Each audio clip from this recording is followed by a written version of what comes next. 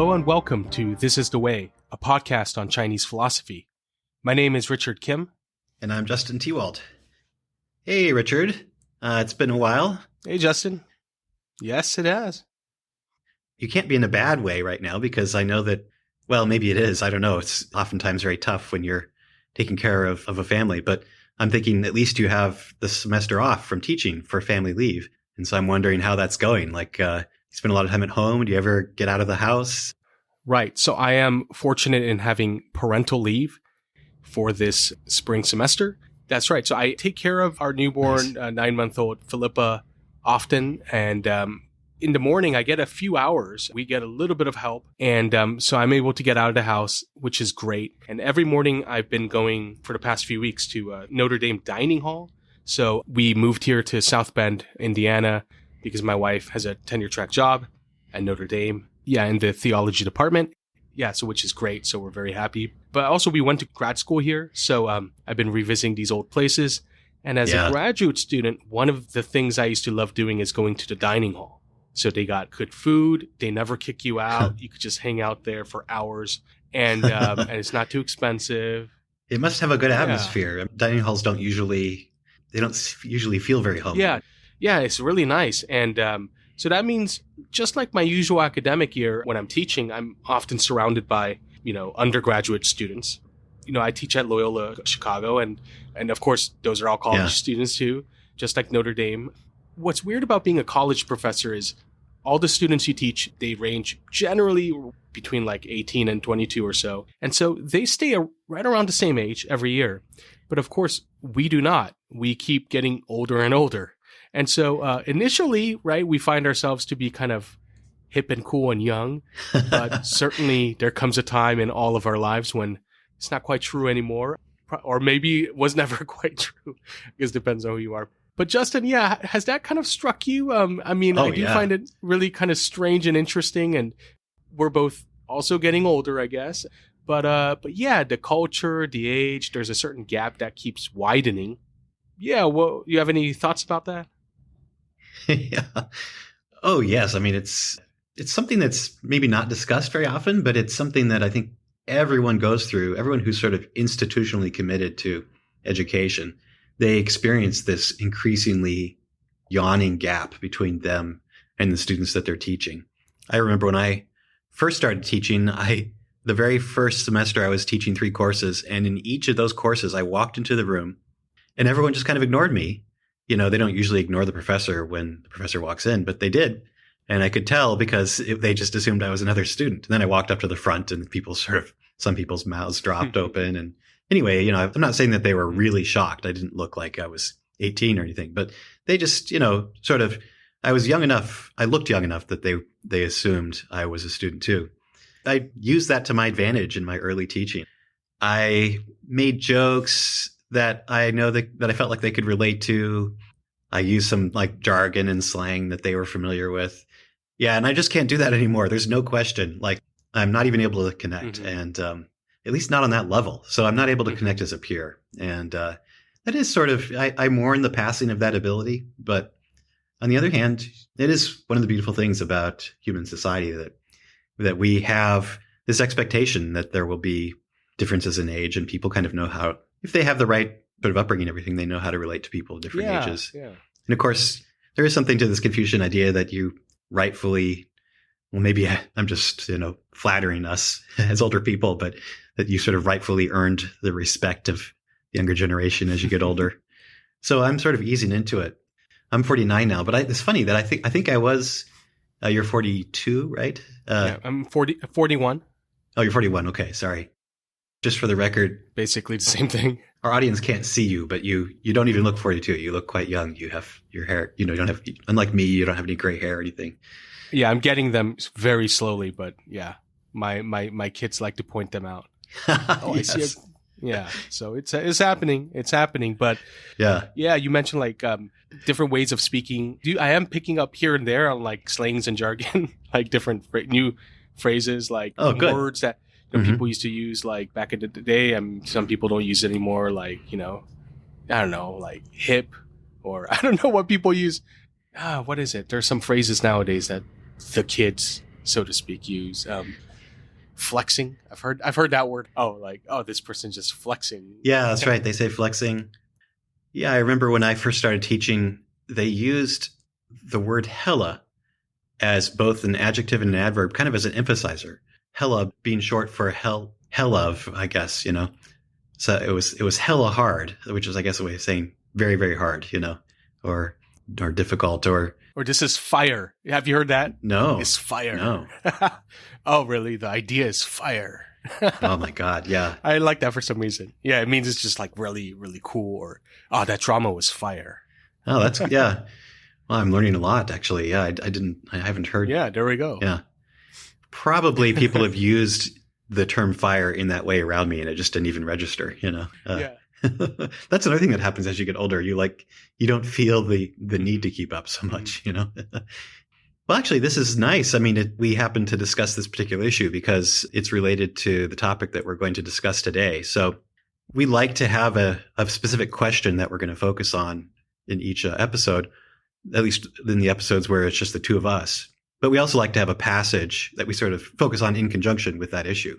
And today I have to say, we're really looking for an excuse to discuss the most important, one of the most influential, one of the most often quoted and discussed passages in the Confucian philosophical tradition, which is a passage in the Analects of Confucius. That's sort of the core text that reports the teachings, lessons, life story of Confucius. And it's a passage among, you know, those of us who care about the numbers, we call it Analects 2:4, book 2, chapter 4. But informally, it's called the spiritual autobiography of Confucius. It's quite memorable. It's a neat little succinct description of various achievements that he undergoes as he gets older, basically from the age of 15 to 70. And it sort of rattles off, it counts off those achievements at certain years of his life. So that's the passage we want to discuss. But again, we would like to have a specific issue as our way in. And so one of the issues that at least I'm really interested in is essentially this one. Why did it take Confucius so long to get to the point where he had much confidence in the Confucian way?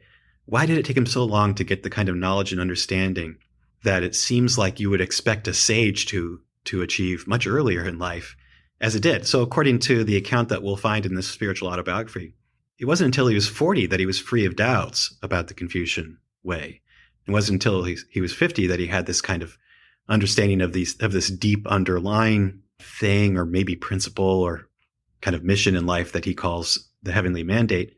So anyway, the point is, if you take this spiritual autobiography seriously, it looks like he spent a great deal of his life just sort of studying the Confucian way without a great deal of sort of deep knowledge or understanding of it and a great deal of confidence in it. And that's surprising. It's something that the later tradition, I have to say, not everyone, but a lot of the later commentators and Confucian scholars either try to soft pedal or downplay or just sort of sidestep. They sort of ignore it. And so it's an issue that's always been important to me. And it links up with a bunch of other issues that are really important, actually, in the Confucian tradition, having to do with self-cultivation, how you acquire virtues, how knowledge or understanding factors in to the acquisition of virtues, how practice and understanding sort of align with each other. You know, sometimes there's a temptation to read this as suggesting that practice, you know, is something you have to practice the Confucian way for a long, long time before you understand it. So anyway, yeah, there are a bunch of issues here. But I think if we take as our sort of primary question, just that sort of little mystery, why did it take Confucius so long? I think that's probably the best description of what we're going to discuss. As usual, of course, we won't be too disciplined about it. I think there are a lot of interesting tidbits and philosophically suggestive comments in the autobiography that have more to do with other issues than that one. Yes, I think we'll get into all kinds of issues about moral development and moral psychology, about the various steps by which, at least this passage suggests, we become a good, virtuous person, which are, of course, immensely important topic that I think a lot of our listeners, and certainly we are, of course, interested in. And again, the passage, which we'll read in part 2, pretty succinct. It's nice and snappy. I like it. And it's very intriguing. And it's condensed, so we'll have to spend a little bit of time talking about what does Confucius mean by this, or what exactly is going on here. But together, it offers this really incredible sort of journey, right, towards sagehood. and really fascinating. So looking forward to a really rich conversation about this passage in the Analects. Excellent. So that is the topic that we will discuss right after the short break.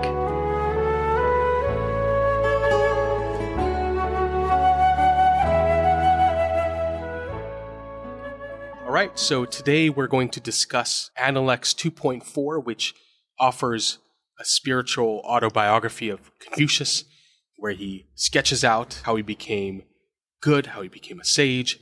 And we're also going to have that question in mind that Justin mentioned in part one, which is, why exactly did it take so long for Confucius to really understand the way?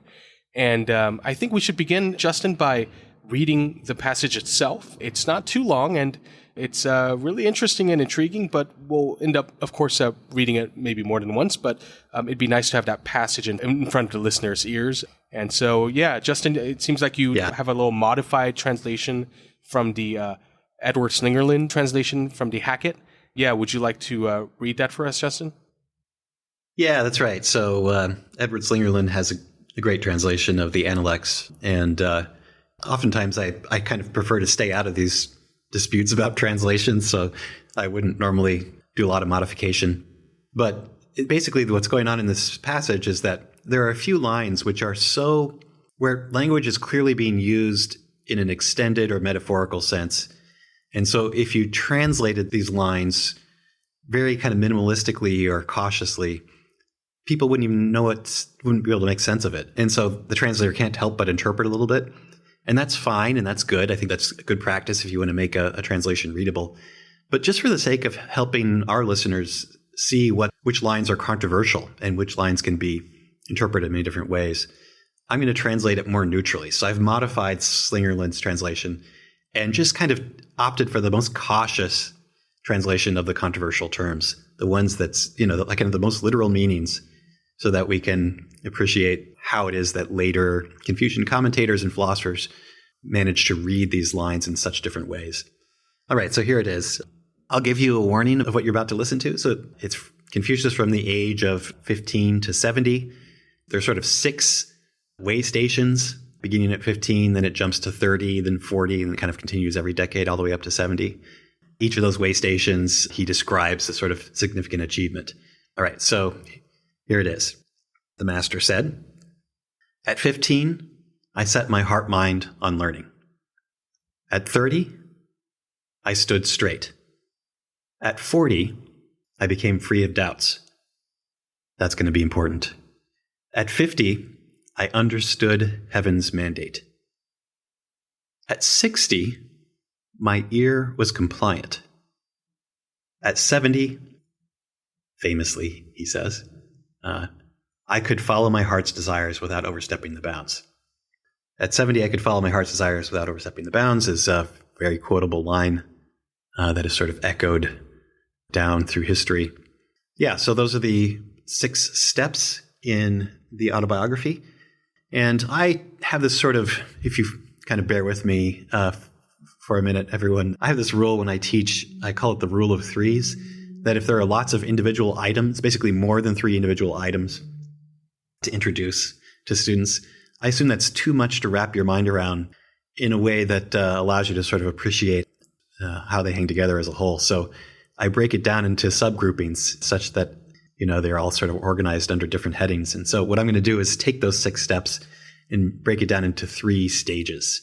So first stage, we could call the kind of pre-enlightenment preparation stage. So it's mostly about preparation. So again, that's 15 and 30. At 15, he sets his heart-mind on learning. Heart-mind is just a translation of the classical Chinese term xing, which refers, if you were to just, ask an ancient Chinese scholar to point to this organ, they would point to their chest. So it refers to that organ. But it's often translated as heart-mind because in the traditional view, this is the organ that's responsible both for emotion and for cognition and for thinking. It's often a way of referring to the kind of cognitive activity that we think of as mind activity. At 30, it says he stood straight. That's a very literal translation of this Chinese character Li. It can be interpreted in lots of different ways, and I think we'll have a chance to discuss that. But anyway, the point is, setting his heart, mind, and learning, standing straight, which is pretty clearly a metaphor for some sort of significant achievement at the age of 30. That's all preparation for what comes next. So that's stage 1, preparation for enlightenment. Stage 2 is understanding or enlightenment. And there are 2 achievements here, 40 and 50. 40, it says he becomes free of doubts. And so that's pretty clearly an indication of achieving a kind of understanding, if we take understanding to be a good description of what happens when you reach that stage where you no longer have doubts about the way that you practice. At 50, he understood heaven's mandate. That's a line that is interpreted many different ways by many different commentators. There are the more philosophical interpretations like Zhu Xi's, which basically sort of reinterpret it as a understanding of what Zhu Xi calls the sort of principle of the cosmos or the principle of heaven, a principle that governs everything. So it's a sort of holistic understanding of the Confucian way on Zhu Xi's rendering, really. But there's a kind of less philosophical interpretation, which I think is actually quite plausible, which is that at 50, he basically understands his own capacities and potential well enough to have a sense of his mission in life. And so to understand heaven's mandate is just to understand his mission or purpose for which he was put on this earth, perhaps. Anyway, those are clearly a kind of epistemic achievement. Epistemic is a fancy way of saying having to do with knowledge and understanding. And so stage 2 is all about enlightenment or understanding, epistemic achievement. That leaves us with stage 3. Again, at stage 3, that's 60 and 70. 60, it says his ear was compliant. That's another contested line that can be read in lots of different ways. And at 70, he could follow his heart's desires without overstepping the bounds. It's a little bit controversial, perhaps, but I think that the best sort of umbrella term for these 2 steps is to say that it refers to the achievement of a kind of wholeheartedness, where he has now, in terms of his entire psychology, his attitudes, feelings, dispositions are all really well integrated, so that his ear, even his ear, so to speak, is compliant and works smoothly in coordination with and harmony with his desires, deep commitments, beliefs, and so on. And then famously at 70, even his desires are perfectly in tune with or in accord with his commitment to the Confucian way. That's the autobiography in a nutshell. I think it's useful. It seems a little bit abstract, so I think if we want to historically situate it, historically contextualize it, it's useful to bear in mind the sorts of stuff that he probably had in mind when he was talking about these various achievements. So nowadays, when people think of Confucius starting at 15, setting his heart, mind on learning, that's xue in Chinese, and then proceeding through these stages in which he, eventually frees himself of doubts and so on, we tend to think of that almost as a kind of academic model. So we're thinking, oh, Confucius, hit the books, started. And the books for him, of course, were books like the Odes, sort of classic collection of poems, maybe some songs, historical texts, maybe some ritual manuals or instructions. Anyway, and that certainly was a part of Confucius's education. There's no doubt. I mean, that's the story of Confucius, was that he was a relatively bookish person. And it was by discovering through his bookish interests an even more ancient time in history that he became so committed to the Confucian way. But actually, the primary work of learning in his time probably was just learning particular rituals. Rituals understood in the broad Chinese sense as social protocols. So rituals can include really formal stuff like the ceremonial behaviors that you enact at a funeral or a wedding, or leaving out a sacrifice for your ancestors with a certain posture and certain gestures and so on. That can be a ritual, but also social protocols like in modern times, shaking hands, even holding the door open for someone behind you, perhaps offering your seat to someone on a bus that's crowded if their hands are full or if they seem a little, feeble or unstable. So all those things count as rituals in the broad sense. And so it's just, I think, useful to have a kind of concrete sense of the sort of stuff that he was probably learning. So a good example for me to help us appreciate the complexity of learning rituals is the ritual of, roughly speaking, very roughly, letting your parents eat first. So this is an important practice for Confucians traditionally, and it's an important practice for them. And it counts as a ritual. That's what I want to add. It's an important practice, and it is basically a ritual protocol. And here's how it works. One ritual that we could use as an example is the ritual protocol of letting your parents eat first at meals. So traditionally, when everyone sat down, the children, assuming that they're of an age where they have some impulse control, it was their job to sort of see to it that their elders, parents, maybe even grandparents if they're around, have first pick of the foods. So they get to choose the finer meats and the good foods. And the children probably weren't even supposed to start eating until they are satisfied that their elders had picked the foods they wanted and began eating themselves. That's probably what it means for the parents to eat first. And it was seen as a very important ritual, but it's not sort of obvious why that's a good practice. It's not like when you hear about it, you don't necessarily, I don't think you or I or anyone in ancient times could just immediately see why this was the correct thing to do and what psychological effects it would have. And it's also not super obvious how you apply it in every case. Sure, if you're just sitting down for like a formal lunch or dinner at the proper time, it's pretty clear that you should do it then. But it isn't necessarily clear, like, I don't know, if you want to have a snack, should you, find your parents somewhere in the household and offer them the food before you have your snack? Or I don't know, if they're visiting a neighbor or something, should you run over to the neighbor's house and offer? Or if you're getting up in the middle of the night to feed the baby? So anyway, the point is, it's a ritual, but it's the sort of rationale or justification for it or the advantages of it aren't going to be immediately obvious. And how you apply it in every case, including these sort of tough borderline cases, isn't immediately obvious either. So you can see that there's a lot to learn about the ritual. Yeah, so I think the point is that for a traditional Confucian like Confucius, so as he understood the Confucian tradition, and he did see himself as basically continuing or participating in an ongoing tradition which predates him, there are lots of rituals like that to be learned. It's not as simple a process as just kind of hearing about a rule and then enacting it right away. There's a lot more to learn before you have achieved a kind of mastery of that ritual. When he set his heart on learning, his mind-heart on learning, he was also thinking about becoming a sage or becoming an exemplary person or something like that as well? Or do you think it was more of a narrower focus like that, like ritual propriety and honing one's ritual skills? That's a good question. Yeah, there's no question that the tradition on the whole understood him as having a very lofty ideal right from the start.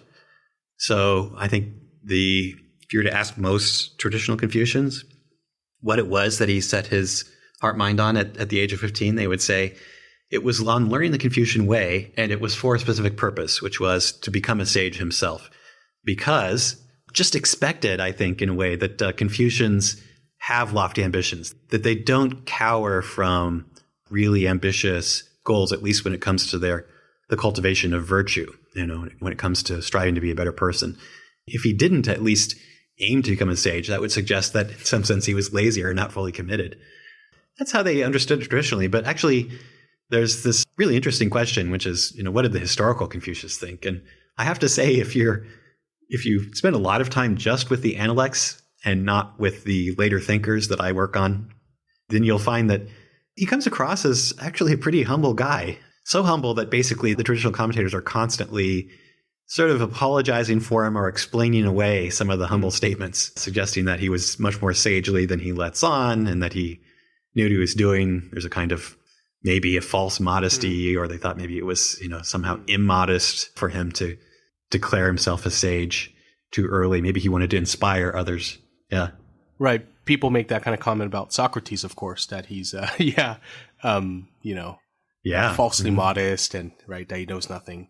And so, right, Confucius himself, right, he does say like he thinks at least one of his disciples is better than him, and right, it takes him forever to learn, and he makes sometimes self-effacing comments, and right, no, that's interesting, but yeah, because I guess I did always read that beginning of his part of his journey as his mind being bent on becoming like a truly noble human being or something like that. And it was like this complete orientation toward goodness. Yeah, right. Yeah, so that's a good question. And it's related to our main topic, which is sort of why did it take Confucius so long to achieve a kind of mastery of the way such that he was free of doubts. So he sets his heart mind on learning at 15. It's not until he's 40 that he's free of doubts. So it took at least 25 years. It's not until he's 50 that he understood heaven's mandate. So that further achievement took him 35 years. Before we get to that main question, I feel like some readers are going to wonder, what does this mean that at 30 he stood straight? That's one of those controversial terms that I think is not meant to be read strictly in the literal sense. I think it's understood as it was at the time a probably well-known metaphor and thus didn't need to be explained to audiences at the time. But the most cautious interpretation of the character in classical Chinese, Li, is something like stood straight, stood firm, stood up. I mean, it's about standing in a kind of straight, upright posture. And it could be that what's salient about it is that someone has just sat up, so they've now stood up. And that's one of the reasons why you will see some translations render this line, I took my place in society. That, in fact, is Slingerland's translation. Because metaphorically, sort of makes sense that like you kind of, once you stand up from your seated position, you now sort of count yourself among other people who are also standing up. You know, you've now joined the group. And there are other passages that seem to use this word li, stand up, stand straight, that way. But there's another interpretation according to which the salient fact about standing up and standing straight is basically the standing firm. It's the sense that like you're now facing squarely whatever it is that's before you. So the English phrase stand firm captures that sense of the classical Chinese term rather well. And so Zhu Xi, for example, this Neo-Confucian philosopher whose commentary was so enormously influential for Confucians for many centuries, he basically reads the word li, stand, in the stand firm sense. So he thinks it's about stabilizing the heart so that it's now firmly committed to Confucian Way, to studying the Confucian Way. So that's an achievement that apparently takes Confucius 15 years, yet another 10 years before he becomes free of doubts. That's one of the questions that interests me, and I'll see if I can explain why it is that I'm so interested. Maybe others aren't surprised, and I think it's obvious that it should take Confucius so long to be free of doubts. But just to give us a sense of why it's controversial, I mean, I guess first of all, I should concede that there were some people, actually quite a few Confucians, who thought that Confucius basically had to be born a sage. They thought he was a moral prodigy. There are complicated reasons for that. Some have to do with statements he makes about the sort of sageliness of how certain historical sage figures were just born with a great deal of understanding. Confucius himself, by the way, disavows that claim. He says he was never born understanding the Confucian way. But anyway, they just kind of refused to believe that Confucius could be anything less than a moral prodigy. So they kind of doubt that he really meant that he had to wait till he's 40 till he's free of doubts. But another reason that interests me even more is just this idea that you have to practice the way for a long time, a really long time, at least 25 years. I mean, even if you have this apparently great, robust capacity for grasping and embodying the Confucian way, even then it still takes a long time before you can have much confidence in the various practices that constitute the Confucian way. And that, I think, is very surprising. So it's surprising in part because many people in the Confucian tradition actually think that if you're Confucian, you're committed to this idea that moral education begins with certain kinds of intuitive understandings or grasps of intuitive cases. So a very famous example that comes from Mencius is that apparently all of us, or at least those of us who've had a decent upbringing, if we see a child who's about to fall into a well, we'll have this feeling of alarm and compassion, which is in some sense tapping into a ethical or moral instinct and intuition, which is a good one and a reliable one. And there's a model of moral education that we find essentially because of the influence of Mencius that Confucians endorse, according to which we begin with a kind of intuitive grasp or understanding of certain paradigm cases of moral insight, moral behavior. And then we gradually expand outward from those paradigm cases. And so on this vision, we, gradually understand the way through, in a sense, we have a great deal of confidence in our understanding of the way. Not the whole thing, of course, but we have a foothold from the very beginning. And we're free of doubts, at least with respect to those paradigm cases, like a child falling into a well. And then gradually we get to the point where we feel the same about all these other cases. So that's kind of one model of the acquisition of moral understanding that is suggested by other Confucians in the tradition, namely Mencius. And then it turns out there were many, many later Confucians that followed Mencius in this respect. But it's worth mentioning that there is at least one other possibility, which is suggested by the third great classical Confucian, Xunzi, Xunzi.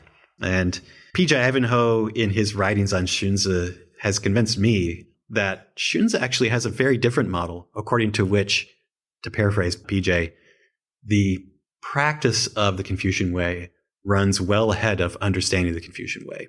So you just have to immerse yourself in the practices for a long time before you even begin to get a foothold, even get a grip on what it is that makes this way worth recommending and worth embracing. Just as an analogy to kind of help us get a sense of what that must be like, I think it's useful to think about, at least in my own experience, trying to develop an appreciation of a new genre of music.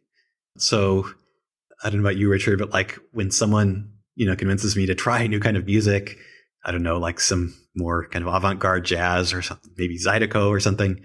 At first I listen to it and sometimes I don't even see or grasp the musicality of it. Like I don't even see how it's musical, if that makes any sense. I don't see the musical quality in it. Sometimes it's like seems really repetitive and I can't actually tell what the difference is between various songs. They sound very similar to me. But then if I just listen to the music for a long period of time, I start to get to the point where I can see differences, where I can explain why this song is really great. Maybe this other one isn't so much, where I can sort of, just appreciate the music. I can sort of appreciate the musical virtues or advantages or the good qualities of the music. And I don't think there's any better way to explain it than to say that it's just immersion in the practice for a long time that positions me to appreciate the musicality of the music, the kind of virtues of the music. And on the Xunzi model, Xunzi is remembered by many Confucians as a kind of a heterodox Confucian. But on his model, you don't even get a foothold. You don't begin with any intuitive grasp of the Confucian Way at all.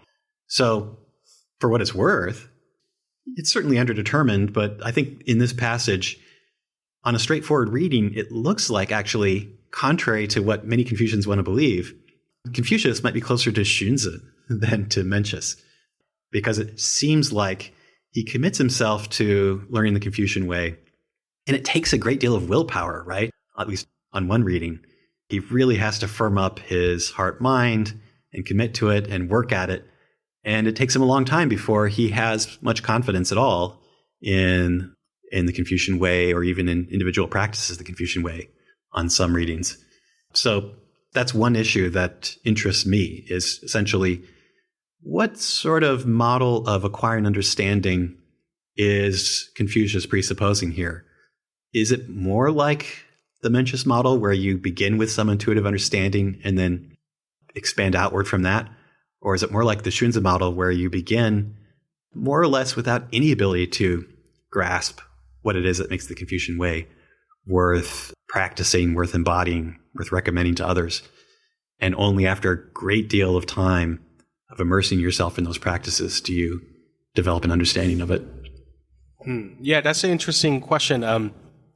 I used to think a lot about debate between Mencius and Xunzi, and I hope the listeners who aren't familiar with the two thinkers don't find it too difficult, but I guess one way to also describe the difference between the two is, so again, Mencius has this idea of that we're born with these moral inclinations. They're underdeveloped, but we have them, and they're sort of naturally part of us. They're called sprouts. But Xunzi, as I recall, P.J. Ivanhoe describing him, according to Xunzi, we're born morally blind, right? We don't have moral desires. There's nothing like the sprouts. And that's the one way I can kind of understand and locate what I took to be a fundamental difference, because some commentators or scholars do think that they're much closer together, because they do share a number of things. Like, they both think we can become really good, we can become sages. Here's another point that I was curious about what you thought, Justin, because according to, like, I think even PJ puts it like that at some point, which is, even though we're born with the sprouts, they do have to be developed. And the agricultural farming metaphors seem to suggest that actually you do need a host of conditions, like the right environment, but also quite a bit of effort and time, because farming is tough work, right? So I wasn't entirely sure. I was wondering if maybe another way to still read Mencius would be, well, no, it still does take time and effort. Maybe not quite the challenging effort that Xunzi seems to require, because for him, like, the metaphors are like bending really tough, like recalcitrant metal or wood, which seems like a much tougher process. Whereas for Mencius, it's more like the kind of nurturing and growing, which could still be hard, but at least there's a kind of natural orientation. But still, the farming could be tough. So, yeah, I guess the real question is whether or not, along this framework, whether Confucius would have acknowledged that, well, no, we do have some basic, natural kind of moral intuition, understanding, or not. And so I guess that is a little bit, I suppose, underdetermined by the text, at least that issue, because we only also get his beginnings at 15, right, when he set his heart on learning. So it's not entirely clear what he would say about the basic question of, like, moral sprouts, whether they're natural and organic or imposed from the outside. Yeah, those are just some quick thoughts I have. Yeah, that's right. So I'm sure we're going to have mini shows on the disagreements between Xunzi and Mencius. Famously, they disagreed about human nature. Mencius said that human nature was good. Xunzi explicitly, he wrote a polemic essentially against a very strong criticism of Mencius for that view, argued that human nature is bad. And a lot of other things sort of follow, or at least are sort of logically consistent with or coherent with that claim. A lot of other disagreements between the two thinkers could easily be summed up by this disagreement about human nature. One important difference is that for Mencius, we begin with these sprouts of virtue, which, among other things, means that in certain cases, we can rely on our instincts, our intuitions, and even our kind of natural motives to have the right ethical response. It may not be strong enough motivationally to make us behave in a good way, but at least we have the some inkling of the right response to a child about to fall into the well. He says, or seeing a human body unburied. We have this. We just think it's disrespectful to see the bodies devoured by bugs and decaying, and so we want to sort of treat the bodies respectfully and bury them. Those are all paradigm cases of where the moral sprouts react correctly and thus sort of suggest that there's a foundation for virtue. And yes, Mencius uses these agricultural metaphors. That's one point that P.J. Ivanhoe makes, and which suggests that the process of self-cultivation is more like nurturing something, whereas Xunzi, he uses essentially craftspersonship metaphors that have to do with, like, reshaping things and carving things, steaming wood so that it's in the shape of a wheel, or steaming wood to straighten it, and carving things. And as for Confucius himself, it's not entirely clear who he sides with. The tradition, many people in the tradition, well, to give people a quick version of Confucian intellectual history, in the short term, actually Xunzi kind of won. Xunzi was the most influential Confucian at least in their early Han Dynasty. It wasn't like he was uncontested. It wasn't like everyone said Xunzi had the correct view. But it seemed like the most notable Confucians in the Han Dynasty, which is the dynasty that immediately follows the very short-lived Qing legalist dynasty, many of them were Xunzians.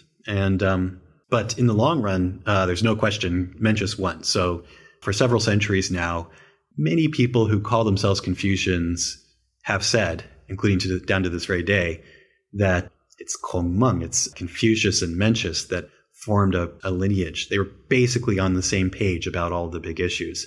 So many people in the tradition have read Confucius as agreeing with Mencius, not just about human nature, but about the model of moral cultivation that we should follow, and even the very process of acquiring moral understanding that we should adopt.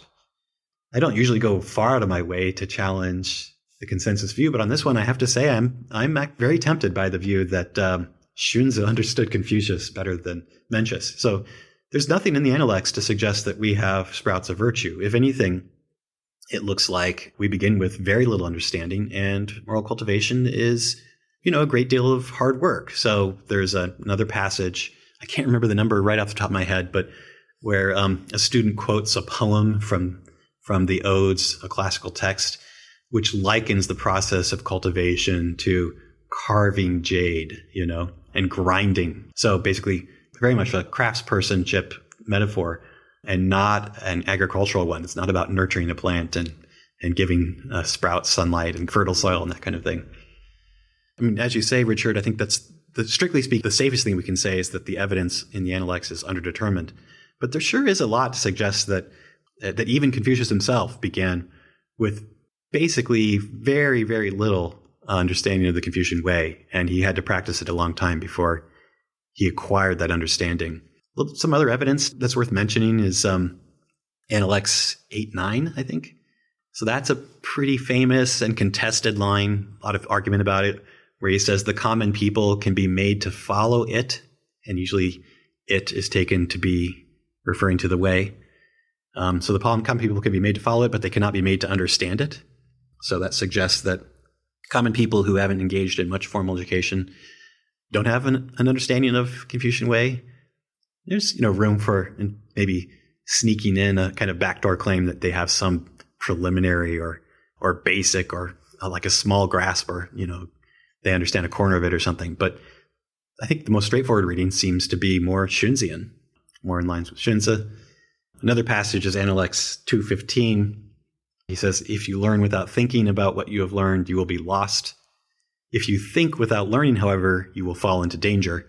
So that is often taken to suggest that he thinks that if you're just engaging in speculation without learning from a teacher who can teach you about how the traditional rituals are practiced, without reading books, if you just rely on your own sort of best instinct, it'll lead you astray, not just astray, like not just that you'll fail to become a good person, but it'll lead you into danger. So you'll perhaps become overly convinced of your own interpretation of things or of how you ought to live.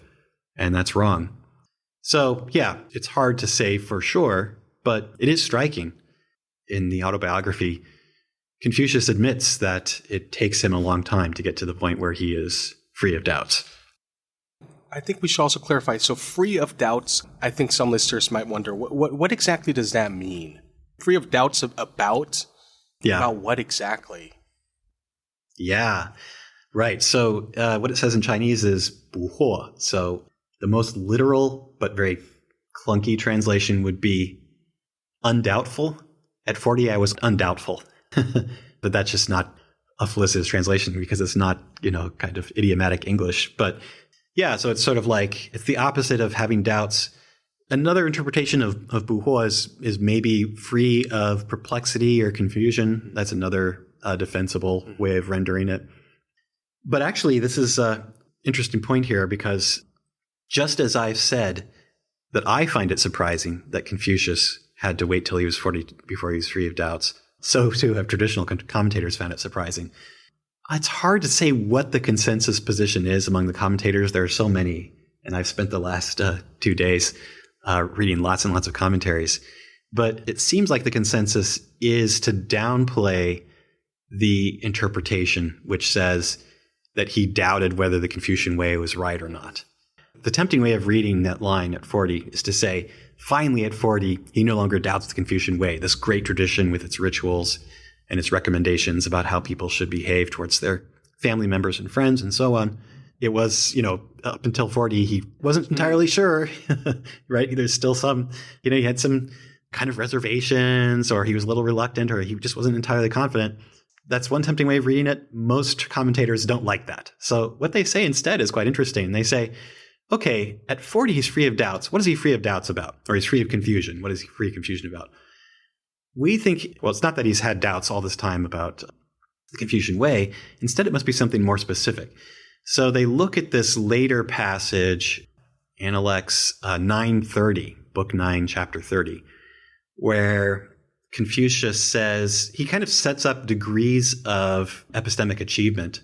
And there are 3 degrees. So one he characterizes as learning, the other he characterizes as traveling the way, and never mind what that means. It's obviously going to be contested. I guess actually there are 4. There's a third one, which is to stand up. So there again is that term. But the highest one is just what is sometimes translated as employing discretion. And there, the text is using what became a technical term in Confucian philosophy for the art of, the capacity for, the aptitudes of judgment for applying general rules of thumb to particular cases where it's assumed that in some cases you're going to have to modify those rules or ignore them. So if we could go back to my example of learning the ritual of letting your parents eat first. As I mentioned, many times it's going to be obvious what you should do if you practice that ritual because you're sitting down for the usual lunch or the usual dinner. And so you do the usual things. But there are going to be lots of difficult cases where, I don't know, maybe you have a really esteemed guest who's younger than your parents, younger than you, but they're really esteemed. So maybe they should go first. Or as I said, maybe you just want to have a snack and maybe it would disturb your parents who are like busy studying or trying to concentrate on something to offer them food. So there's a name for the ability to figure out what you do in those special cases, and that is in Chinese, quan. Literally, it means weighing, but it's often, to like weigh heavy and light, figure out what's heavier, what's lighter. But it's often translated as discretion. And so in other passages in the Confucian canon, including Analects 9:30, there's the suggestion that this ability to do that well, to apply discretion well, is sort of the highest achievement. It's one of the highest levels of understanding.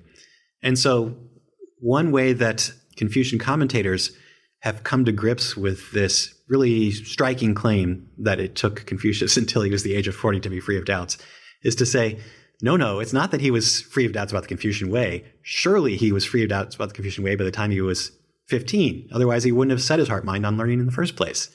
That's an interesting assumption, isn't it? That he wouldn't set his heart mind on learning the Confucian way unless he had no doubts about it. So they say instead, at 40, he's free of doubts about how to apply these ritual models in specific cases. He can now apply discretion so that he's able to sort of nimbly and ably and with good judgment figure out when these ritual models should be followed, when they shouldn't, when we might need to tinker with them or modify them slightly to accommodate a special circumstance. It's a creative interpretation, but wow, it's really hard to determine from the original text itself whether it's right. Yeah, that's quite a bit requires quite a bit of background to get to that interpretation. Yeah, I did notice that the commentators, I was reading Tao JIANG, this Korean commentator, very famous Korean scholar. He thinks of it as confusion.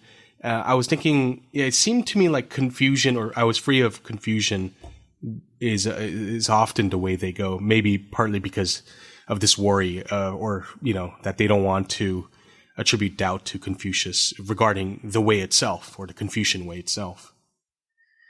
Yeah, and that's right. So there are ways for commentators to sort of signal whether they interpreting this word huo in the sense of confusion or in the sense of doubt. And actually, there are a surprising number of commentators who suggest it more or less means doubts, that there's some kind of uncertainty about whether it's right up until the age of 40, which suggests to me that the core sense of the word huo is probably doubt. And yet, I have to say, this commentator you mentioned, Tassan, so for those who don't know, it's worth at least mentioning his name. So in English, it's often spelled Dasan, D-A-S-A-N. That's just the standard way of romanizing the Korean word. And if you want to know, for those who read Chinese, this is sort of, Tassan is his pen name, and it translates phonetically translates the Chinese characters Cha Shan, tea mountain of tea. So that was his pen name. And he's just really, frankly, one of the most interesting commentators on the Confucian tradition ever. He was so sophisticated. He's just a very complex thinker, and he's very astute about what the Confucian text probably meant in their original historical context. I mean, of course, he has his own biases. He has his own kind of philosophical agenda. So anyway, he's a very good commentator to consult. And yeah, I take it seriously if he thinks that Confucian is the better translation. Yeah, very interesting. All right. What is understanding heaven's mandate? I think we owe the listeners something about that. Heaven's mandate. I mean, that's such a important concept. And I think when we first study Chinese philosophy, we come to learn that that's such a foundational notion. Tianming. In fact, isn't that one of the earliest characters we find? I mean, even into oracle bones? I thought that was like alongside de or, power or virtue. It's one of the very early inscriptions that we find. Yeah. Well, that's right. So Tianming was clearly an important phrase, and I just translated it as heaven's mandate. And that is the same Chinese phrase as the heavenly mandate that people often hear in the context of Chinese Confucian interpretations of history. One thing that a lot of people who've taken a standard Chinese history class know is that there are ways in which the imperial dynasties understood Chinese history, where certain dynasties would have the endorsement of heaven. Heaven would approve of a particular dynastic line and their rule over China. And it would approve of their political authority in a variety of ways. I mean, it would, you could read the stars, so to speak, and you could see how the people behave and see how the ghosts and spirits would behave. But it would also sometimes signal its disapproval. It would, when the dynastic line became really bad, when you had rulers who were vicious or callous or incompetent, it would withdraw its mandate from that dynastic line and signal that they no longer had legitimacy or political authority. That's the very same Tianming as we see here. And so I guess one straightforward interpretation is to say he finally understands that. He understands like the basis of political authority or legitimacy. Actually, not many people seem to entertain that idea. They seem to understand it as something broader, as just whatever it is that heaven approves or decrees. And a very popular interpretation, which is quite plausible, is that basically means that at the age of 50, he understands his purpose in life, his mission in life, why he was put here on this earth. By the way, I'm 49, but by traditional Chinese reckoning, I'm 50 because you're 1 year old when you're born. And so I'm the same age. Commentators like to point out that at 50, it seems significant that this is the age at which, in some sense, your health begins to decline. So in a way like that you never have before, you're forced to face your end. I think the idea is up until 50, it seemed, you have the sense that there are still other possibilities yet to be grasped, to be reached, and so on. 50, you're like, right, yeah, my life is a fight. The world is your oyster. Yeah, right, yeah. Right. But now you've come to be resigned and toward your narrow mission and are comfortable with it also. You're okay. Yeah, if you're wise, if you have the right kind of virtuous predisposition toward it, you become comfortable with it. You accept it. And you just start to have like health problems that, up until it's a funny thing about health. I really remember being young and worrying about breaking an arm or leg but at the same time, just assuming that whatever happened to me, it would be an injury I could recover from eventually. And then by the time you're 50, surely you recognize that there are some health problems you develop that are not reversible, that you're just stuck with for the rest of your life. Talk to people who have sort of back problems or anyway. So there are lots of kind of chronic illnesses. And those are reminders of your finitude, of the fact that of your mortality and of your limits. So it is a good time to sort of figure out what your mission and purpose is. And that's a quite plausible interpretation. And historically, Confucius at some point gave up on his political goals, right? And this have been around a time when he kind of realized he's never going to have the kind of political power that he was hoping for to convince rulers to turn toward the way, and he became more of a teacher. I was wondering if there's any reason to think this is kind of, or it aligns with that historical narrative I have heard before, that at this point he became kind of resigned to teaching. Yeah. I think that's a a good hypothesis. So the chronology is contested. I certainly wouldn't be able to reconstruct it exactly, but the usual biography of Confucius's life is that he was a kind of archivist who had access to some old records, and he convinced himself that he was able to reconstruct the institutions, the political institutions, the ritual practices and lessons and teachings of the sage figures in certain golden ages of the past, certain times when China was enjoying a great deal of harmony, prosperity, everyone was flourishing. And so he wanted to bring that tradition back and revive it and then pass it on to other people. And so he went around trying to find a receptive audience, mostly among the ruling class, for his lessons. So he was, someone who was well educated in the way that he was, who could use language not just to keep lists of things or, to keep a stock of their wares as a shopkeeper might, but could actually use language to read philosophy, poetry, history, and so on. Someone who had that kind of high level of literacy was extremely desirable. Those people were often in the running for positions as advisors to rulers or high ministers and that kind of thing. And so Confucius thought surely he would be eligible to have a high political position and bend the ear of a ruler. So he was looking for a ruler who would sort of take him on. And famously, he was unsuccessful. Maybe he was just a little bit too ideological. Maybe he was a little bit too demanding. His moral standards were a little too high. So he couldn't find a really receptive audience. And so he gave up. And history in East Asia looks kindly upon him for giving up, because then he took on lots and lots of students. And those students sort of have immortalized him. He became the founder, in a way, of tradition. He saw himself as continuing the tradition, but to this day, many people see him as kind of a founding figure of what we call Confucianism. The first teacher. And yes, exactly. Yeah. Yeah. That's the interesting point, though, about how, maybe he was a little too morally upright. Rulers don't really like that, it turns out. There's other historical figures like Socrates where we know that happened. And actually, even in the Korean Neo-Confucian tradition, there were some pretty zealous Neo-Confucians who were really trying to convince the king to become really good. And eventually they ended up being exiled and executed. Because I think they were... you don't want to be around, the morally prissy people all the time. You want to, kind of. It's tiresome. Exactly. You feel bad about yourself. Yeah, they're always telling you. Yeah, you feel bad about yourself, and you're always reminded by these guys. You got to keep moderation, and you're like, I'm tired. Let's get these guys out. Yeah, so one view is essentially that Confucius saw his mission and purpose in life. And I think you're right, Richard, that at the age of 50, that he kind of finally understood his purpose in life. And it could be that what he means is that he understood both the political and the personal implications of what heaven mandated or what heaven decreed.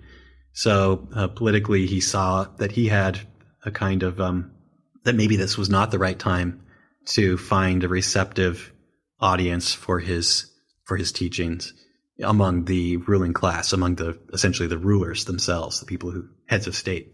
And so he turned to teaching, and he never gave up in some sense on the political mission. I mean, the whole idea of teaching essentially the young men, families that had enough disposable income to get a good education for their sons, was that these sons would then go on to be members of the administrative or managerial class. They'd be scholar officials. And he sort of saw it as his longer term purpose to try to save China from its state of decay and increasingly a civil war through teaching. I think it seemed pretty clear that he was hoping for his students to gain, offices with political power, because there's this passage where he's very ill and his disciples, some of them pretend that they have these high offices, and then he, right? And then he, I guess, gets a little bit better and realizes, oh my gosh, what are you doing? You're pretending to be these high-ranking officials, and he gets very angry. It's not true, and but I guess they were probably, well-intentioned to try to make him feel better, because maybe he's on his deathbed, and it's like, oh, master, it's happened, just trying to make him feel good. But of course, he wants truth, so he did the right thing in being angry, I suppose. But that's a passage. I can't remember exactly which part of the Analects, but yeah, that's often cited as an illustration of his commitment to this kind of the strict interpretation of the rituals. So the rituals, they were attending to him as though he were a member of the ruling class, when in fact he was not. And no doubt they wanted to do it because they just loved him so much. I mean, clearly he was a charismatic, affectionate teacher. He seemed to really like his students, and they liked him back. So, of course, when he was sick and they were worried he might not live or might not live for long, or he was in great misery, they wanted to sort of treat him with a great deal of respect and reverence. And they thought that was a nice gesture to kind of attend to him as they would a lord, but it bothered him because it was not ritually proper. Yeah. Okay. Yeah. Interesting. The figure of Confucius is such a interesting, I mean, of course, we don't actually have any direct writings, but we have these, incredible stories throughout the Analects. All right. Okay. I guess we're like now at the last 2 decades, which we haven't covered quite yet, about achieving wholeheartedness. You want to say a little bit about that? So just to remind everyone, at 60, his ear was compliant. So that's my attempt to translate in this context, a little bit of a tough term, shun li to shun. It survives to this day in a modern phrase, which means to kind of be for things to go smoothly. My translation, my ear was compliant, is an attempt to be as neutral as possible. Other people translate it as my ear was attuned. That's Slingerland's translation, for example. And that's not a bad one, but basically the Chinese term just means that the ear goes with the flow and not against it. So it's somehow the ear is experiencing things flowingly and not abrasively. It's not encountering friction or frustration. So that passage, obviously, there's going to have to be a lot of discussion about how best to understand it. We've talked about Zhu Xi a couple times already. He's the great Neo-Confucian philosopher whose commentaries have been more influential than anyone else's historically. And for many centuries, people would basically be tested on their understanding of Zhu Xi's commentaries on the Confucian classics. And that's how they got into the civil service. So Zhu Xi, he tends to read this autobiography as pretty consistently from beginning to end the autobiography of a intellectual philosopher. So it's all about understanding the underlying principles, which he takes to be sort of like understanding the underlying reasons for things. And so he's consistently with that, he reads Confucius at the age of 60, his ear being compliant, as a description of sort of how immediate and intuitive his grasp of various important pieces of insight is. So what he says, this is Daniel Gardner's translation of Zhu Xi's commentary, sound enters and the heart-mind grasps it completely and without resistance. This is to know it perfectly, is to understand it without having to reflect. So on Zhu Xi's interpretation, up until now, Confucius has had understanding. He's had this not just knowledge of which practices to adopt and how, but a deep understanding of them. He's kind of sees them, how they hang together holistically into a coherent and harmonious whole. He understands the reasons for these Confucian practices and so on. All of that he had before, but it wasn't necessarily smooth and effortless and intuitive. Now, at the age of 60, it is smooth and effortless and intuitive, which is symbolized by the fact that when the sound, say a teaching or lesson, enters his ear, his heart-mind grasps it completely and without resistance. So that's one interpretation, and that's consistent with my characterization of Confucius at the age of 60, now moving into what I call the wholeheartedness stage, the stage of achieving wholeheartedness, because it's a way in which his entire psychology is completely on board with the Confucian way. But for what it's worth, that's not the only way to read this line. Another way, which strikes me as quite plausible and plausibly less philosophical. We have to bear in mind that in Confucius's own time, he didn't necessarily see himself as a philosopher. That's later scholars like Zhu Xi saw him that way. So his other interpretation, which is less philosophical, just says that he's kind of more patient. He can hear, most of his life he's had to put up with hearing other people espouse views that frankly probably seem to him unwise or ignorant. And now he can hear what other people say without taking it as abrasive or grating suggestions. It doesn't bother him. He can sort of smoothly respond to what he hears in others. And this part I really like. The traditional commentaries will sometimes say, you can hear students give him bad answers, or you can hear other people disagree with him without necessarily responding, angrily or getting upset. He can hear sort of what's best in them, even in the midst of hearing all the stuff that he doesn't like about their words. So he could really be good at a Thanksgiving dinner with your crazy uncle. Like, the crazy uncle will not bother exactly. him. Right. He can talk about whatever weirdo conspiracy theories, and he's gonna be like, "Oh, yeah, right. That's it. That's nice. That's nice, Unc." Yeah, I mean, yeah, that's great.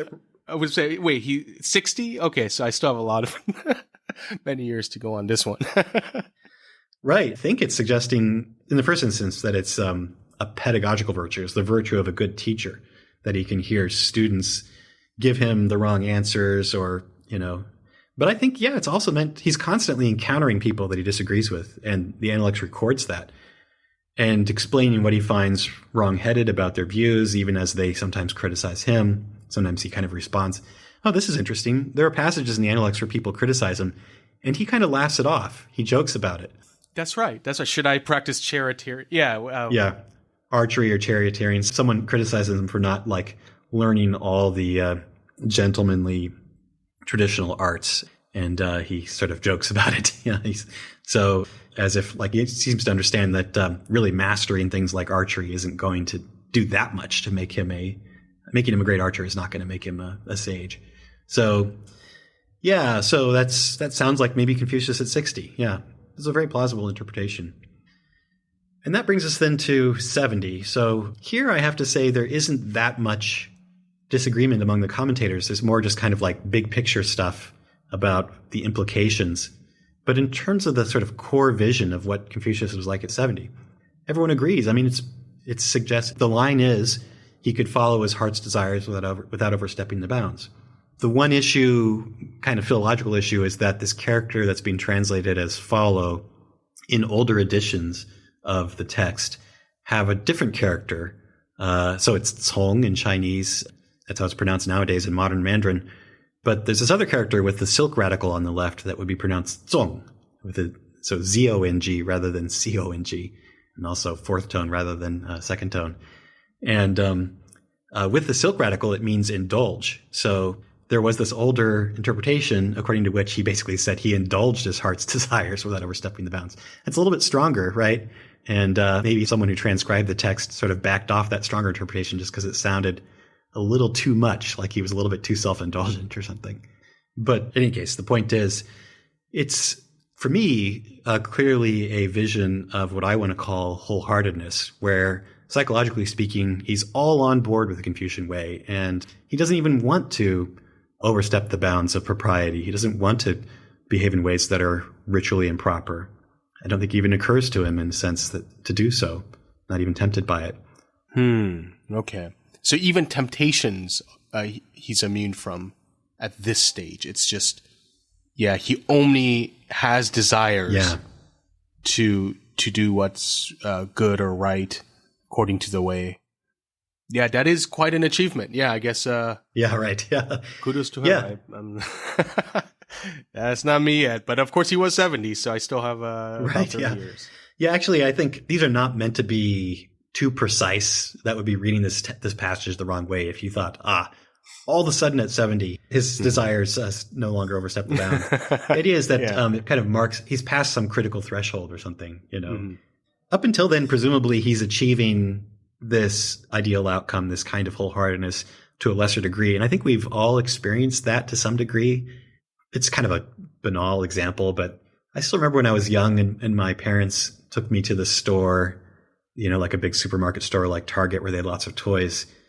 I think I would throw some temper tantrums. I would get very upset about the fact that there were all these cool toys I couldn't get because they weren't going to buy them for me.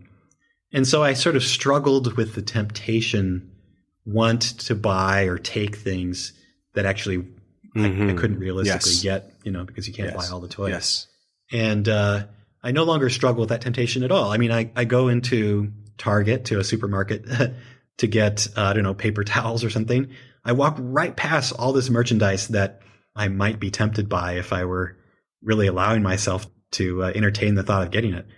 I don't know, like beautiful chocolate bars or what have you, and don't even think about it, right? To a lesser degree, I mean, I'm not at all trying to suggest I'm a sage. I'm far from it. But like, I think that we all, in the ordinary course of life, achieve some degree of this kind of internalization of practices that we think are worth emulating, such that we no longer are tempted, that we no longer have desires to overstep the bounds. And actually, yeah, there's a lot to say about how it is that you reshape those desires such that they no longer lead you to overstep the bounds, and like exactly, the subtle features of the psychology of those desires.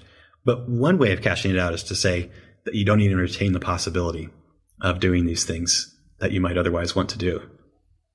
Yes, that's right. I think the philosopher John McDowell talks about silencing of reasons. Like, they don't even count as a reason for a virtuous person. Things like, theft, something like that. I was also wondering if at age 70, what's noted is the heart's desires, not just desires. So, I was wondering if there's a specific meaning, like has to do with like your deeper desires or more fundamental desires, as opposed to just, kind of mundane, ordinary desires that I have for kind of sometimes just, basic, ordinary things of some kind of food or drinking or, going somewhere. But heart's desires seem a bit more weighty. So I wasn't sure. I was thinking about what that might mean. Yeah, that's right. So in early texts, you often see this idea. I can think of some passages off the top of my head in the Xunzi and the Zhuangzi, that each bodily organ has its own distinctive desires. The mouth desires, tasty foods. The ears desire nice sounds, like good music and that kind of thing. And so it's not uncommon to see in old texts this idea that, and the heart apparently is something different. So the heart has its own distinctive desires. So one interpretation, and I must say, Richard, that I haven't seen a lot of commentators suggest this. I think this is a really interesting idea on your part, is that Confucius is not saying that all his desires are on board, but just these kind of particularly important ones. And we might say sort of powerful ones. It might be that the desires of the heart, which after all is an organ that's responsible for cognition and emotion, have a kind of mastery of the self or control of the self that the others do not. Maybe there's a sense in which, the heart's desires can be higher order desires. The heart can desire for the mouth not to crave certain kinds of sugary foods or something, That's an interesting suggestion, but I can't say, at least in this run through that I've been going through these last couple of days looking at commentaries, that I've seen anyone sign on to that. They mostly assume that, for the most part, they just don't say, but I get the impression that they think all of Confucius's desires are now in line with propriety. It's kind of funny because one of my go-to examples of achieving something like Confucius's wholeheartedness at the age of 70 has been vegetarianism. And it's not that I think vegetarianism is very special. It's just one little moral practice that I've been observing since I was relatively young, since I was in my 20s. And there are many, many ways in which I fall well short of moral ideals and feel really bad about it. But the vegetarianism is like now basically an effortless thing for me. So I think I can follow the desires of my stomach essentially, and without overstepping the bounds. At least if we stipulate that eating a vegetarian diet is, like better than not, then in that respect, I've achieved something like the Confucian ideal. It wouldn't really be a desire of the heart. It's actually that I'm disgusted by meat, not having eaten meat for. You probably couldn't even do it. Yeah, right. Occasionally I accidentally, have had a little bit of chicken or something, and it's really upset my digestive system because it's so unaccustomed to digesting meat. So now I have a very visceral reaction to meat, and so I can follow the desires of my stomach without overstepping the bounds. And maybe that's not what Confucius means. Maybe the desires of his stomach were still kind of pushing against the rules for propriety. It's just that his heart reined it in. I like the suggestion. All right, good. All right, so now we have covered each of the decades through this tripartite framework you offered. Really interesting. All right, so I guess at this point we should maybe reflect on, the passage as a whole, kind of like last time. Yeah, big takeaways. Yeah, so there's one that really strikes me that for me is quite important. It kind of gives us a chance to look forward to future episodes of this podcast series, which is that the Chinese tradition, especially the Confucian tradition, has a certain richness of discussion about what I want to call epistemic achievements having to do with knowledge and understanding. So you see in this autobiography a great deal of interest in not just the autobiography itself, but in the commentaries that follow the autobiography.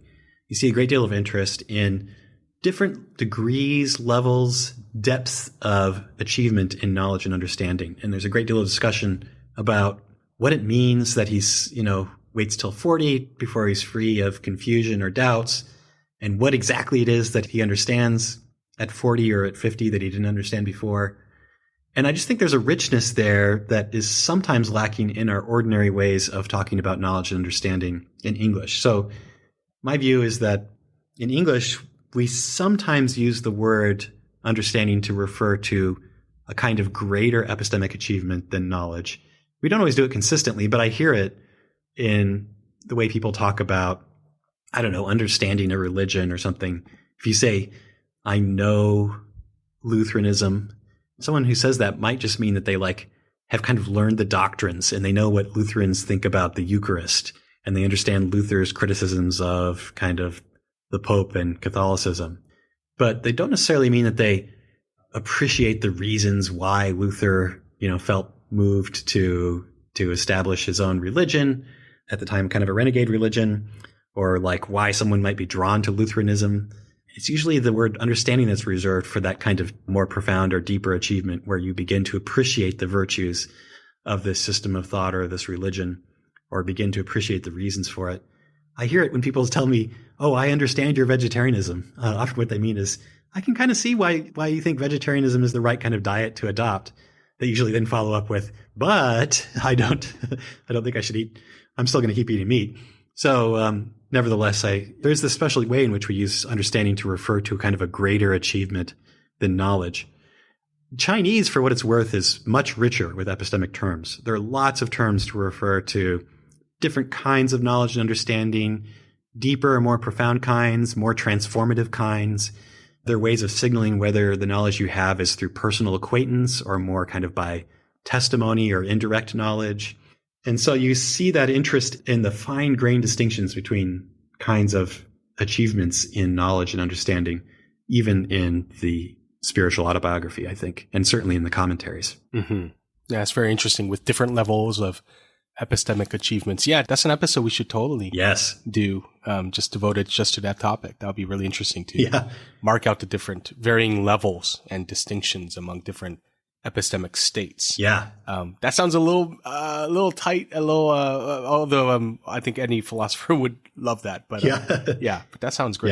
Yeah, we should definitely talk about that at some point. I have a couple of papers on this, what became a later sort of technical term in Confucian philosophy, getting at oneself, which refers to a particular kind of understanding that I call understanding on one's own authority, as opposed to understanding on the authority of an expert or a tradition. And I think that itself would be a good topic for an episode, but I worry that I would go on for hours. It's one of those topics that I can be rather long-winded about. But yeah, so there's a lot to say on these issues, and that's one of the reasons I'm grateful that we have good long-term plans for this show. Yeah, there's plenty of time and many episodes to do. Yeah, so for me, taking stock on this wonderful passage, I've been reading a lot of Korean Neo-Confucianism and these Korean scholars who were totally devoted. I mean, these were like true believers. They really believed in the whole Confucian tradition. And what they really emphasize is moral self-cultivation and really becoming a good person. And looking at this passage, I think one thing that I find really interesting is it offers this really incredible moral spiritual ideal that I think is actually quite inspirational. I think it's, even today, we were talking about college students, and we know that a lot of them are kind of struggling. They feel like they don't really, I don't know, there's a lot of anxiety, a sense of sometimes I wonder if sense of like a lack of understanding of like, what their life should be directed toward, which has to do with, of course, purpose and meaning, which are extremely important for a flourishing human life. I feel like the Confucian ideal, one thing it gives is something really substantial. Like, hey, here's one thing you can go for. You may not become the best basketball player or musician or artist, but you know what? You can at least try to become a really good person. Try to cultivate the virtues. Try to be generous and kind and courageous and so on. And that's within your grasp. So I feel like maybe that's one reason why Confucianism was taken so seriously by so many, because they thought, wow, this is an incredible thing. Like I too can become a sage. And there are these Korean female Neo-Confucians like Im Yoon-jidang and Kang Jong-il-dang. They were so moved when they read the Confucian classics because they realized, hey, I too could become a sage, which is actually a really cool thought, especially at that time with kind of a patriarchal society. But that core idea of the Confucian moral message being, look, something you can really put your life's work into practice is to become a good, very good person. And I think we see this in spiritual autobiography and think it's quite incredible as a tradition. That must have been one of the reasons why so many people throughout history found Confucianism to be such an immensely profound and deep moral vision. Yeah, I think the way I would put it is to say that in part because Confucius himself in the Analects is depicted as being so single-mindedly focused on acquiring ethical virtue and becoming a better person in that sense. For many, not always, but for many people, it was always seen as the tradition which, in some sense, always kept the right objective in mind. So for later Confucians who aligned themselves with Confucianism, they had a sense of pride in the fact that they were keeping their eye on the ball, to use a kind of American expression, maybe North American expression.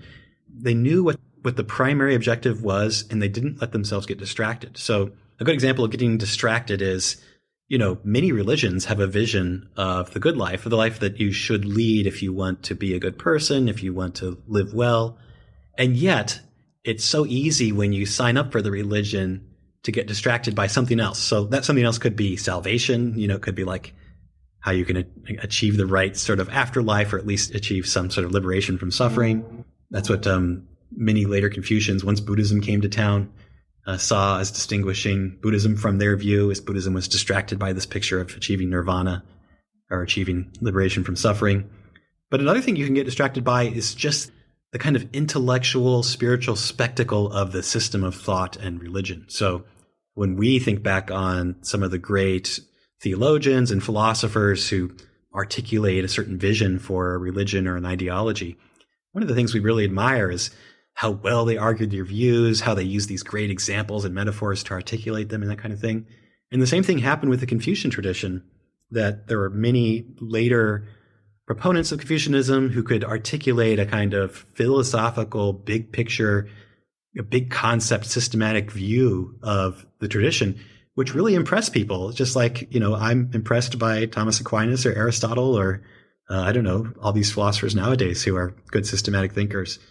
But there was always this view that if you're Confucian, you shouldn't actually let yourself get too taken with those objectives, because at the end of the day, your goal is to become a better person. And insofar as mastering some philosophical system of thought is necessary for that, you should pursue that. But but you should bear in mind that ultimately the goal is to become like Confucius at the age of 70 and follow the heart's desires without overstepping the bounds. Mm-hmm. Yeah. You're not a true Confucian just because you've had these metaphysical speculations and studied these texts really well. You're a true Confucian if you're really bent on cultivating the self, developing your character, and living virtuously. Yeah. That would be the true mark of whether you're a real Confucian or not. And I don't think they ever quite lost it. In fact, when I was reading the Korean Neo-Confucian history, they kind of looked down on people who did really well on the civil service examination and started occupying high offices and would win competition for rhetoric and poetry. They thought, okay, that's okay, but that's you get praises, you get money, and you get power. And that is not what we're about. What we're about is cultivating the self. And that the real Confucians seem to like really focus on that. And it's quite admirable because they're shunning the worldly success and which is very, very hard to do. And so, they're really trying to purify themselves in this manner, like people like Toege and those guys. Sorry to name drop. Toege was a very famous Korean Neo-Confucian, one of the most well-respected in the Korean history for being such a real devoted person toward the Confucian way. And by all accounts, he was a very good person. Like he really let go of his power. He really just wanted to be quiet, reading, teaching, and didn't care for the worldly successes, which is not an easy thing to do, obviously. So, I find that to be very inspirational and admirable, those Confucians. Yeah. Yeah, I think of Toege as the Jushi of the Korean Confucian tradition. And yeah, I think there's a lesson for us, Richard, as professional academics who are paid to and put some ego in our ability to teach this stuff and do research on this stuff. There's a passage in the Analects 14:24, I think it is, where Confucius contrasts how the ancients learned and their motives for learning with how people nowadays, he says, learn. And of course, he's one of those curmudgeons who thinks that it's not like the old days. The old days were better. So in the old days, people, he says, learned for themselves. They learned for their own sake. He doesn't mean they did it for like personal advancement in, I don't know, personal profit or success. What he means is they learned for the sake of their own self-improvement, their own cultivation, He says how the ancients did it. Nowadays, they learn for others, which is to say they learn to impress others, essentially, so they can get a good job or what have you. And that's yet another way in which the Confucians keep their eye on the ball. They kind of are committed to not getting distracted by other goals. The primary goal remains the acquisition of ethical virtues. Well, I think that's a great note on which to end this discussion. And I hope that everyone feels that they have at least some sense of this pivotal, historically influential, memorable passage, even if we didn't get to discuss it in as much detail as I might like. Okay, we wanted to be sure to give you a glimpse of the next episode, which it will be a episode on ethics, political philosophy, and the theme of partiality and impartiality in early Chinese philosophy. A colleague in the field of Chinese philosophy, Tao JIANG, has written a book on those issues, and we're going to bring him in to discuss the book. So that's what we have to look forward to. And I suppose we'll say that was the way for today. We'll see you next time. Bye, everyone.